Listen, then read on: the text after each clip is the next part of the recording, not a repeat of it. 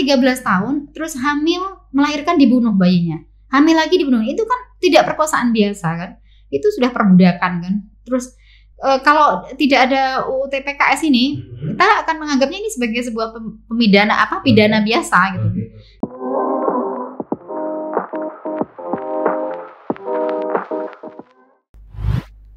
Assalamualaikum warahmatullahi wabarakatuh. Iya, kita ketemu lagi di Aktual Podcast. Satu podcast yang akan membahas isu-isu terkini, tentu bukan isu kaleng-kaleng. Dan tentu saja saya hari ini kedatangan tamu yang saya harus sebut istimewa lagi gitu ya. Salah seorang pegiat yang kemudian kemarin berhasil ya ikut berjuang merumuskan harapan dan perjuangan perempuan Indonesia selama ini. Saya panggil senior saya, kawan saya, Mbak Kustia Hasim, Media Campaigns Jaringan Pembela Hak Perempuan Korban Kekerasan Seksual JPHP KKS. Selamat datang Mbak Kustia. Selamat datang Mas Megel. Disebut senior tuh berasa langsung ubanan. Loh, kok saya masih muda. Baik. Bagus, saya ucapkan selamat dulu ya, karena kemarin teman-teman dengan seluruh jejaringnya tanggal 12 April kemarin berhasil, saya boleh bilang memaksa sih enggak ya, mendorong saja ya, mendorong munculnya satu undang-undang baru yang menjadi harapan bagi perempuan Indonesia, Undang-Undang Tindak Pidana Kekerasan Seksual. Betul. Gitu ya. Saya mau Mbak cerita yang singkat-singkat dulu, yang santai dulu. Sebenarnya kalau ngomong, kan saya tadi baca sedikit ya, riset begitu. Ini perjuangan yang sangat panjang, 6 tahun katanya. Panjang dan melelahkan. Panjang dan melelahkan. Boleh nggak cerita hal-hal yang ya secara singkat bagaimana sejarah perjuangan undang-undang ini? Sebenarnya sebelum menjadi rancangan undang-undang tindak pidana kekerasan seksual, ini kan yang sekarang sudah diundang-undangkan, dulu namanya RUU Penghapusan Kekerasan Seksual. Dulu di tahun 2016 diperjuangkan. Menghapus kekerasan seksual. Iya, penghapusan kekerasan seksual, dan waktu itu masuk prolegnas, program legislasi nasional, terus keluar lagi, terus dibahas lagi di Komisi Agama DPR, Komisi 8, nggak berhasil lagi. Waktu itu yang ribut ya mempeributkan soal hoaxnya ya, ngomong ini mendukung LGBT segala macam, penolakannya luar biasa. Waktu itu saya ini diperjuangkan oleh Komnas Perempuan dan aktivis-aktivis perempuan. Cuman karena di dalam itu dinamikanya katanya ini terlalu abstrak, nggak mungkin kekerasan seksual itu dihapus. Aneh ya, padahal seharusnya undang-undang itu kan maksimal itu abstrak katanya, nggak mungkin. Jadi diubah saja gitu. Maka berubah menjadi, ini masih menjadi inisiatif DPR, menjadi RUU TPKS, dan kemudian masuklah RUU TPKS, dan kemudian berhasil tidak lagi ke Komisi 8 tapi ke Balik Badan Legislasi. Makanya sebentar saya potong di situ. Apa hubungannya dengan Komisi 8 pada waktu itu? Kan Komisi 8 ini seingat saya ngurusin haji. Kenapa kemarin ke sana inisiatif? Saya kurang tahu. Ini kan sebenarnya ada keputusannya ada di DPR ya, di pimpinan DPR, di badan bamusnya gitu ya. Terus karena ini mungkin dianggap terkait susila, terkait agama ya, maka dianggap Komisi 8 Komisi 8 yang paling tepat gitu.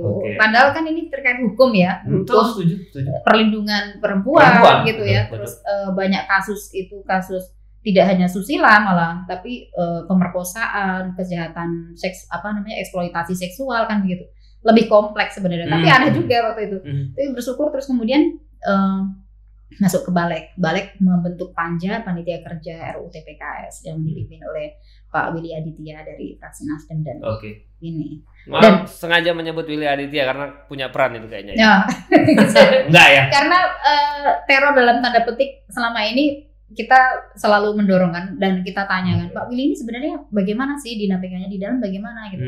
Pak Willy dia punya jembatan. Betul, karena sebagai ketua kan dia memahami bagaimana proses di dalamnya. Halo Mas Willy Aditya, nama Anda disebut-sebut ini, tapi disebutnya baik-baik. Iya, Pak Willy berkontribusi besar. Jadi dari Komisi 8 ke Balik. Balik, baru kemudian Balik membentuk panja sendiri membahas ini. Dan ketua panjanya Willy Aditya tadi. Pak Willy kan menjadi pimpinan di Balik ya. Terus kemudian pimpinan Balik panja itu harus diambil dari salah satu pimpinan. Gitu. Nah, tadi pertanyaannya perjalanannya ya. Betul.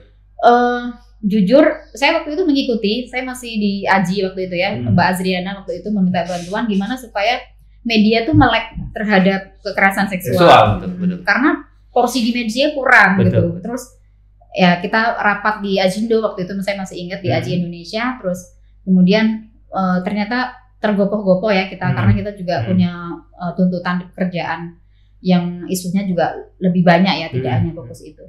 Nah, di 2000 yang kemarin ini 2020, 2021 mulai dibahas. Barulah saya secara personal ya, karena teman-teman ngajak ya, karena juga ya. Kami mencoba dulu cara-cara yang mungkin kayak keras gitu ya perjuangannya, mulai agak ini kita membentuk ada tim lobby, tim advokasi gitu. Dan memasukkan usulan itu juga yang smooth gitu ya. Ini kita hadir dalam rapat nggak pakai model aktivis yang keras lah ya. Enggak, mulai pendekatannya berbeda. Karena kita evaluasi juga kan kalau waktu itu resistennya PKS penghapusan kekerasan seksual itu luar biasa. Kita capek menghadapi hoax itu kan. Ya soal LGBT dan kawan-kawan gitu, padahal nggak ada gitu kan. Terus akhirnya kita menggunakan cara yang tapi bersyukur ini justru yang mempersatukan ya teman-teman jaringan perempuan. Tidak ada lagi sekat-sekat gitu. Di jaringan perempuan sendiri, yang jaringan pembela hak perempuan korban kekerasan seksual itu ada sekitar 1.200 individu dan 140 lembaga. Jadi mereka para pendamping, jadi mereka para akademisi yang fokus memang mengurus. Dan semuanya punya satu keinginan menggolkan TPKS. Betul. Baik. Tadi saya Mbak sempat cerita soal hoax tadi ya, karena kemarin tuh jujur ya audiens ya, saya juga sempat termakan hoaxnya. Katanya kalau sampai undang-undang TPKS ini jadi, nanti kalau minta izin ya, misalnya mohon maaf, misalkan saya ingin berhubungan dengan istri itu nggak boleh katanya, memaksa. Itu hoax betul ya? Itu nggak ada. Seperti itu kan? Nggak ada itu. Nggak begini ya. Dalam agama sendiri kan, kalau dalam konteks orang mau berhubungan suami istri itu kan, kalau dalam Islam ya, itu kan yang smooth, yang saling menghargai kan begitu kan. Yang ada cinta di situ. Betul. Memang ada motivasi laki-laki itu memperkosa istrinya misalkan. Maksud saya begini, itu tidak ada. Terus juga hoax-hoax yang LGBT juga tidak ada. LGBT yang mana tuh kemarin tuh misalnya? Ya misalkan ini nanti perzinahan akan makin marak gitu kan. Terus ini nanti akan banyak orang kumpul kebo gitu. Kita bingung karena arwah roh dari undang-undang ini sebenarnya adalah evaluasi juga. Kita sudah mendengarkan banyak kasus kekerasan seksual yang penanganannya itu tidak maksimal gitu loh. Terus juga yang disebut-sebut itu nggak ada. Ya berangkatnya adalah dari sebuah kasus di lapangan. Terus kalau mereka jadi korban kekerasan seksual, kalau di masyarakat kita kan disuruh diem ya. Udah ini aib kan gitu kan. Betul ya. Dengan undang-undang pas kita lapor sedang salah, rame. lapor salah. Betul. Dan korban kalau menjadi dia sudah korban terus ditekan oleh keluarga, bayangkan bagaimana ke depan masa depan hidupnya dia gitu. Maksudnya, dan ini nggak cuma 1-2 orang. Se-Indonesia kita sama-sama tahu ya kasus, dan selalu korbannya kan perempuan kan, selalu korban perempuan, dan dia tidak bisa ngapa-ngapain gitu loh, karena support systemnya nggak ada, hukumnya tidak melindungi, negara tidak hadir kan gitu, aparat penegak hukumnya juga masih perspektifnya tidak adil gender gitu.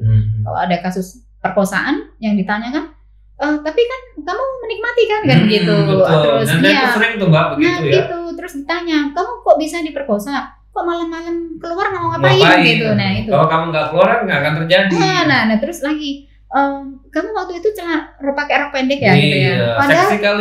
Padahal kasus yang pemerkosaan itu korbannya yang pakai baju tertutup badan juga banyak. Nah maksudnya bahwa ini jadi apa ya, kalau bahasanya kemarin itu Bu Puan cerita ini jadi semacam tonggak peradaban lah ya. Pak Wiri juga menyampaikan bahwa peradaban di Indonesia ini ditandai dengan hadirnya undang-undang TPKS ini. Jadi memberikan perlindungan secara menyeluruh kepada perempuan dan anak di Indonesia. Baik. Saya ke pertanyaan berikutnya. Jadi tadi sudah ngomong hoax, sudah singgung tadi ya soal cara pandang ya. Saya tidak menyebut perilaku ya. Cara pandang sebagian APH kita yang juga apa ya ini apa namanya alat penegakan hukum ya, aparat penegakan hukum itu yang juga tidak punya keadilan gender gitu ya. Nah, tetapi saya ingin tanya begini, ini kan tadi cerita 6 tahun, sementara ketika sudah ke balik hanya butuh proses waktu 1 tahun ya, cukup singkat gitu. Nah pertanyaannya apa tantangan terbesar selama ini ketika proses ini ya mendorong ini? Ya, ini luar biasa. Bahkan pembahasannya cuma seminggu loh, dan dengan 588 daftar inventarisasi masalah. Oh, DIM-nya. Terus tidak semuanya karena ada beberapa yang tetap, ada yang diubah gitu. Tapi dan ini luar biasa. Tantangannya menurut saya ini jauh lebih mudah karena kita tidak mengeluarkan energi untuk menangkis perlawanan ini ya, menangkis. Tapi hoax masih ada. Saya 1, 2, 3 masih kencang. Iya, 1, 2. Waktu di awal-awal akhir 2001 kita masih ngelihat selebaran gede tolak RUU apa namanya pokoknya intinya pokoknya semuanya nah itu kita langsung plus gitu ya, kaget, waduh kok masih ada ini apa spanduk begini gitu kan. Tapi yang berubah adalah para itu pernah teridentifikasi nggak sih kelompok-kelompok ini siapa, nggak tahu ya kan sudah terbuka, sudah sama-sama tahu, mereka nggak menyebutkan ya, tapi kan selama ini sudah tahu ya. Yang menolak itu kan kemarin partai gitu, PKS yang menolak. Ya saya nggak tahu mereka apakah terafiliasi dengan partai atau tidak gitu. Tapi selalu menggunakan mengatasnamakan agama gitu. Nah pada yang membawa kasus pendampingan kekerasan itu kan para pendamping ya, para advokat. Ini loh para korban itu kalau mereka mau visum nggak bisa, nggak ada dana. Yang bikin nggak ada dana untuk ini karena kalau menggunakan BPJS kan BPJS untuk penyakit, untuk ini ya penyakit ya yang tercover. Enggak, jadi harus kecelengan. Dan yang bikin kami sedih itu saat ada laporan dari PK itu perempuan kepala keluarga yang dia itu ada anaknya yang menjadi korban KS, kecelengan iuran untuk ke konseling sendiri, ke puskesmas sendiri dan melaporkan sendiri pakai biaya, betul sendiri. Itu sedih banget. Terus belum lagi beberapa kasus itu yang dulu saya pernah mengundang waktu itu Wakil Gubernur Lampung Mbak Husnunia cerita pendampingan mengkomunikasikan tentang kekerasan seksual itu sulit karena apa? Masyarakat menganggap ini aib, jadi jangan dilaporkan. Terus jadi ini ibaratnya kayak korban ditenggelamkan lah. Ya? Betul, karena dia angin-angin lah ya, kipas-kipas gitu, apa nggak tersentuh hukum mungkin gitu. Nah tantangannya adalah ya kami harus ekstra kemarin membagi klaster dan itu dengan uang kecelengan ya, iuran lembaga-lembaga tuh iuran 500.000, 700, 1 juta, semuanya dia. Dan saya megang juga kan keuangannya dan itu sangat sedih tapi saya haru gitu bahwa solidaritasnya masih justru di sini. Ya. Iya, terus jadi kalau kita ini antigen gitu, bayar dari uang itu saya ngeluarin terus pas ke DPR gitu, terus atau kita mau ngeprint infosit gitu, kita bagi ini terus demo kita ini. Jadi semua solidaritas justru kita evaluasi dari yang dulu itu kita sendiri-sendiri berangkat ya. Kalau ini bersama-sama, yang ini jadi support ya, meskipun ada tantangan tapi tidak begitu terasa. Terus satu lagi pemerintah ini kami sangat bahagia Bu Bintang, Bu Menteri dengan Pak Hedi, ya, dan Prof Edi Wamenkumham itu sangat terbuka. Begitu juga anggota DPR Panja memberikan dukungan. Terbuka itu adalah kalau kita memberikan masukan, mereka respon. Langsung ngajak diskusi dulu. Ini kenapa harus begini, gini. Dan mereka kita ajak ngobrol di pojokan gini, Prof kita mau Bu Menteri kita mau dulu, gimana? Mau, bersedia. Begitu juga anggota DPR. Makanya kemarin kami terharu sekali ada Bu Mai Esti itu dari PDI menyampaikan masukannya luar biasa. Masukannya tuh menohok tapi disampaikan dengan smooth gitu. Jadi mereka tidak ada yang merasa kayak tersinggung gitu ya. Ini yang bagi kami adalah capaian luar biasa lah gitu ini. Tapi ya itu tadi saya kira ada ini ya, prosesnya sangat dinamis ya kemarin itu. Dinamikanya ada tapi tidak begitu sekompleks yang. Kemarin nggak perlu pakai ini kan, nggak pakai apa namanya perhitungan voting kan? Nggak ada. Tapi PKS posisinya memang menolak dari awal, dari pengambilan sampai kemudian kemarin sampai diparipurnakan juga menolak. Satu fraksi menolak. Ya, fraksinya ada apa aja. Ini PKS? Ya hanya dia saja. Yang lainnya menyetujui karena memang pada dasarnya perlindungan ini kan memang untuk perempuan dan anak gitu ya. Kasus kekerasan perempuan sudah banyak, sudah nggak terhitung. Apalagi gitu loh yang dipersoalkan. Dan tadi kata kuncinya sebenarnya membela haknya korban. Betul, karena bagian dari perjuangan agama mestinya. Kita pasti percaya. Saya yakin lah semua agama itu nggak ada yang mendukung kekerasan seksual. Terus membela korban kekerasan seksual juga itu bagian jihad kan, bagian yang amanah lah. Nabi Muhammad dulu kan juga berikhtiar perempuan anak-anak dibunuh dengan dikubur itu kan dia dirubah kultur di Arabnya. Kalau ini tidak terjadi, itu artinya kan sebenarnya jahiliyahnya masih ada kan, begitu kan? Nah ini makanya itu jahiliyah banget kalau kita nganggap membiarkan korban kekerasan seksual tidak dibela, dibiarkan sendirian. Pengabaian itu kan sudah jahiliyah itu. Baik. Saya mengundang ini teman-teman fraksi PKS memberikan klarifikasi di sini nanti ya. Oke, kita bahas yang itu, kita bahas berikutnya. Kita bicara substansi ya, dengan munculnya undang-undang ini, dengan hadir undang-undang ini. Saya terlihat tadi ada 9 jenis kekerasan seksual ya.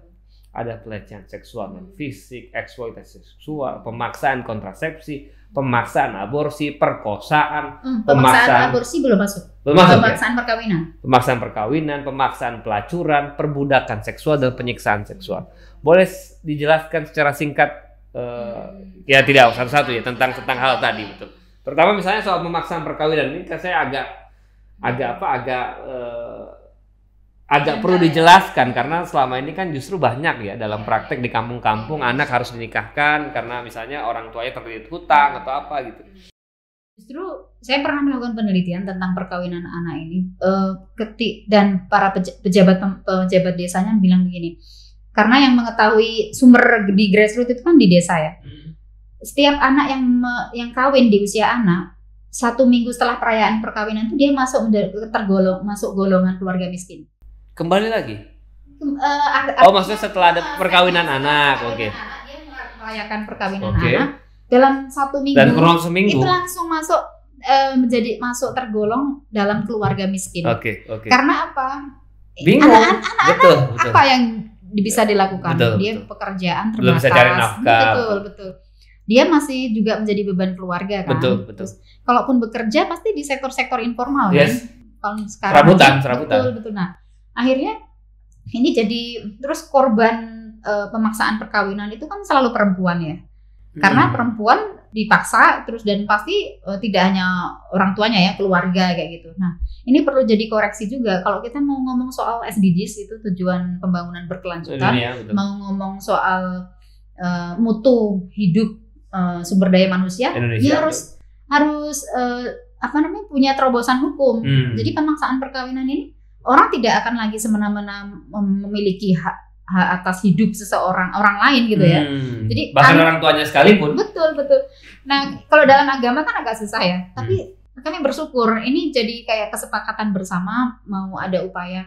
Ya udah, ayolah kita perbaiki gitu yang sesuatu yang ini. Nah, ini soal pemaksaan perkawinan. Kalau tentang perbudakan seksual sudah banyak kasus yang di Medan salah satunya. Itu ada seorang anak umur 13 tahun. Dia diculik oleh dia mengaku sebagai kayak dukun gitu ya. Terus umur 24 tahun itu baru ketemu kepolisian. Jadi dia diculik, ditaruhnya di gua. Tahu saya pernah dengar itu. Iya kan, yang jago pelakunya itu. Betul. Dan dia itu umur 13 tahun, terus hamil, melahirkan, dibunuh bayinya. Hamil lagi dibunuh. Itu kan tidak perkosaan biasa kan. Itu sudah perbudakan kan. Terus kalau tidak ada UU TPKS ini, kita akan menganggapnya ini sebagai sebuah pidana biasa gitu. Padahal ini berat sekali, dia terancam nyawanya. Terus ini akan berulang kalau tidak di. Jadi setelah muncul undang-undang ini tidak boleh lagi ada praktek jangan itu nggak boleh ada. ya. Kalau ada ya bisa dilaporkan. Pemidanaannya pidanya akan lebih tinggi. Ini delik aduan Mbak ya? Iya. Nah, terus yang kasus lagi Gatot Brojomusti itu, yang sudah meninggal itu ya. Ini. Itu juga dia sama, dia memerkosa bilangnya pasien ya. Terus kemudian itu masih anak-anak. Terus sekarang umur 24, sekarang udah punya anak, terus terlantarkan gitu kan. Dan dia itu keluar masuk itu anak ya, tapi kan dia sudah di bawah relasi kuasa ya, di bawah kuasa itu. Nah itu nanti akan masuk ke yang soal restitusi. Tapi pada intinya sebenarnya perjuangan kami kemarin sudah alhamdulillah memasukkan itu tadi bahwa pemaksaan perbudakan seksual itu penting masuk ke dalam bentuk kekerasan seksual di tindak pidana ya, tindak pidana 9 tadi itu termasuk juga pemaksaan perkawinan dan menghapuskan membuang aborsi. Ada dulu kemarin sebelum disahkan itu kan aborsi ini masuk. Sementara aborsi dalam undang-undang kesehatan kan sudah ada. Terus kalau aborsi dimasukkan ke tindak pidana KS, ya perempuan akan banyak yang kena karena bisa jadi orang melakukan aborsi itu kan bukan ini ya. Yang pasti tidak boleh pemaksaannya ya. Justru bukan. Ini kan tindak pidana bentuk KS-nya. Kalau kemarin ada aborsi terus sekarang sudah dihapus. Sekarang dihapus. Sorry, nah, yang kita masukkan justru pemaksaan aborsi harus masuk menggantikan, ditambahin kata ada pemaksaannya. Tapi nggak masuk, belum masuk. Tidak diakomodir ya. Baik. Nah ini satu lagi nih Mbak. Saya diingatkan panitia tolong geser sedikit. Baik. Maaf. Ini yang saya misalnya ini agak ramai soal penyiksaan seksual.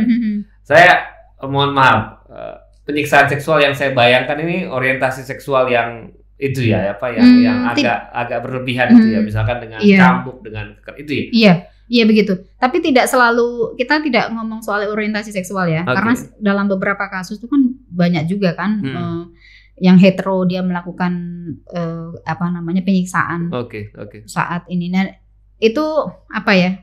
Ya pokoknya yang sadisme yang dia merampas martabat dia kayak begitu. Bentuk-bentuknya seperti itu. Dia menjadi kan jangan sampai ini hanya menjadi dipidana biasa gitu. Tapi pakai kawat, pakai berdarah-darah gitu ya. Betul. Kan banyak kasus itu di media-media juga. Dan ada ya memang ya. Ada dan banyak terjadi, tapi karena masuknya pidana jadi tidak terlalu terblow up dan dianggap penting begitu. Baik. Saya ke pertanyaan berikutnya soal ini yang kemarin juga konsekuensi dari Undang-Undang TPKS ya. Ini soal negara harus membayar restitusi atas kekerasan seksual karena selama ini katanya persoalan ini yang tadi Mbak cerita membebani korban juga nggak punya uang mau melaporkan apa segala macam. Benar. Saya jelaskan.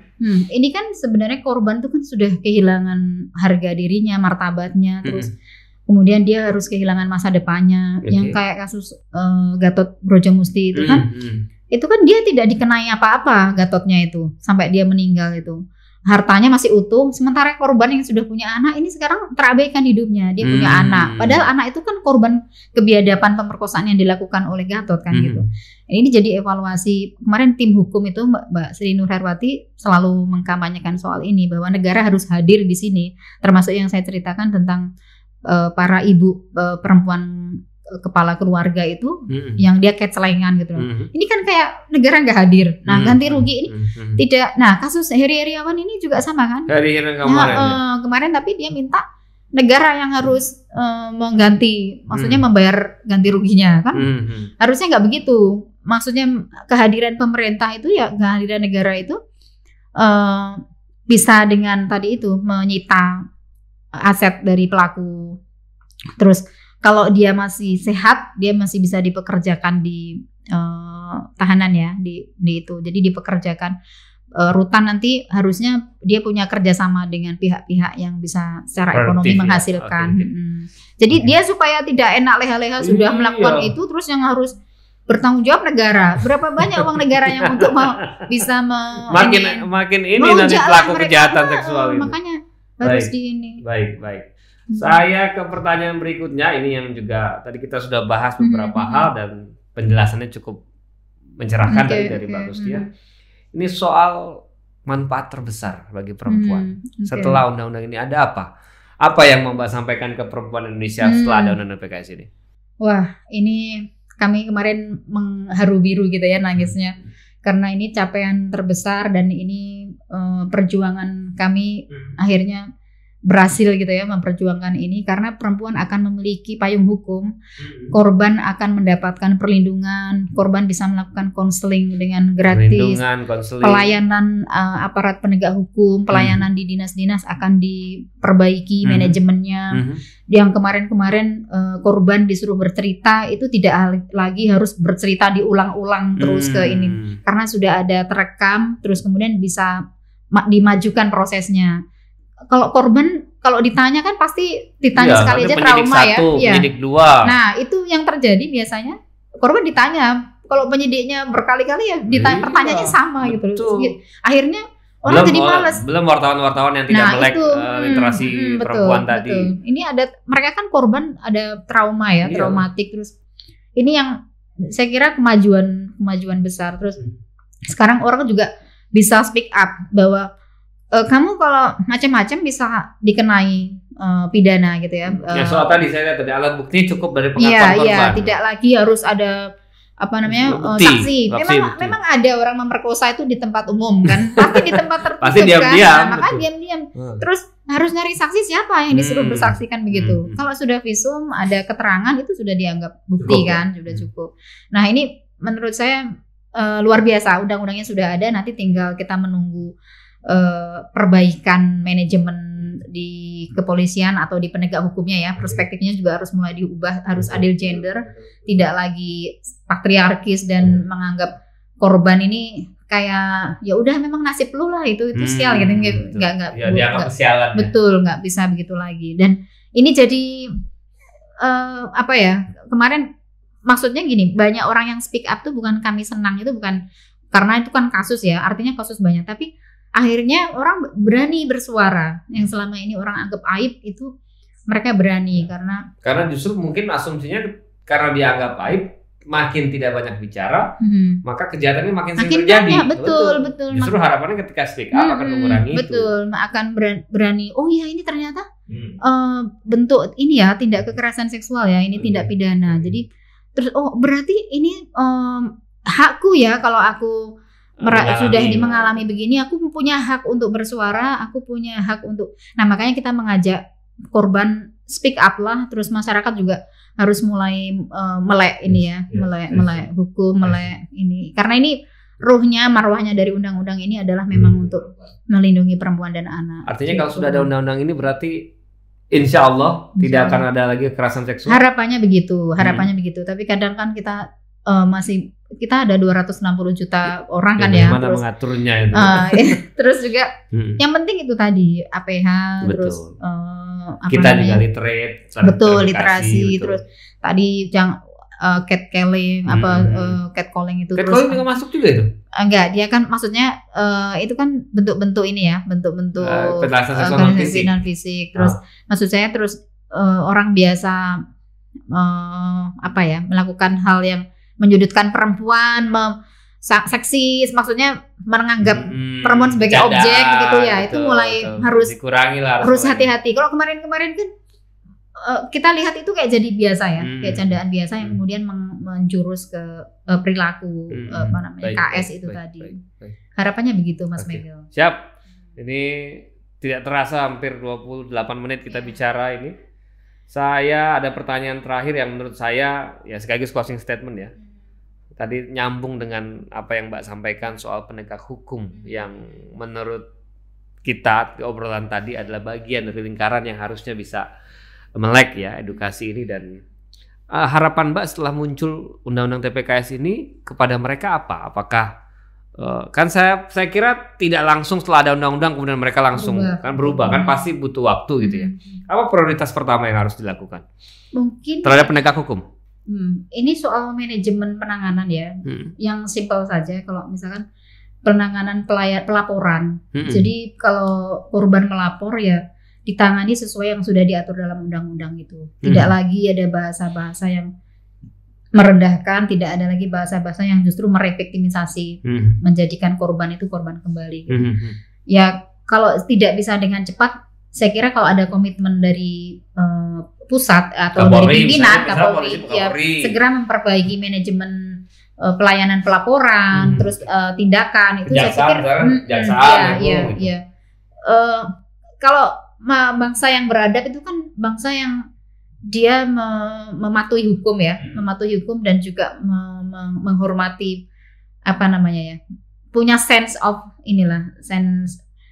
kepada korban. Kalau ya lagi-lagi kita merujuk ke agama ya, memang kalau kita hukum ada, terus kita hukum ini motivasinya adalah untuk memberikan perlindungan, ya sudah pakai saja hukum ini semaksimal mungkin, sebisa mungkin gitu. Kalau perbaikannya sih lebih ke manajemen mungkin ya, lebih ya manajemen APH itu terkait dengan tadi itu penindakan, penanganan pelaporan itu sudah harus diperbaiki ini, tidak lagi pakai yang kemarin-kemarin. Itu yang disedihkan para advokat justru di situ.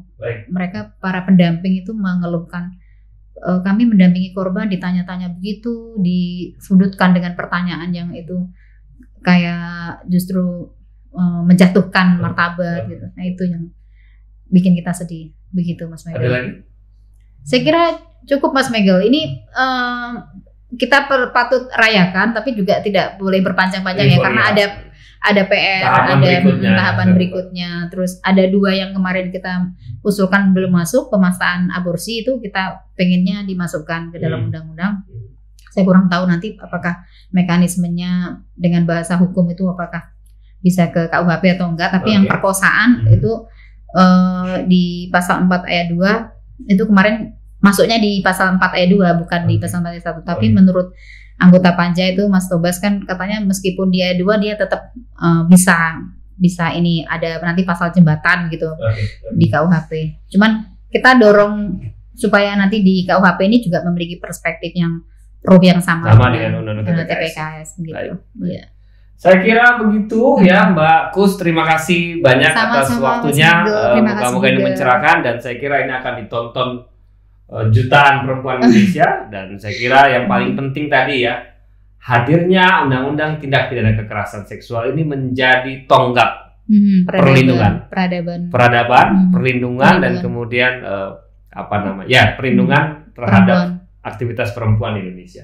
Saya kira itu. Saya Bro Megel, tuan rumah Aktual Podcast, izin undur diri. Kita bertemu lagi Mbak Kus di pertemuan berikutnya. Makasih banyak. Assalamualaikum warahmatullahi wabarakatuh. Saya izin pamit. Assalamualaikum warahmatullahi wabarakatuh. Waalaikumsalam warahmatullahi wabarakatuh.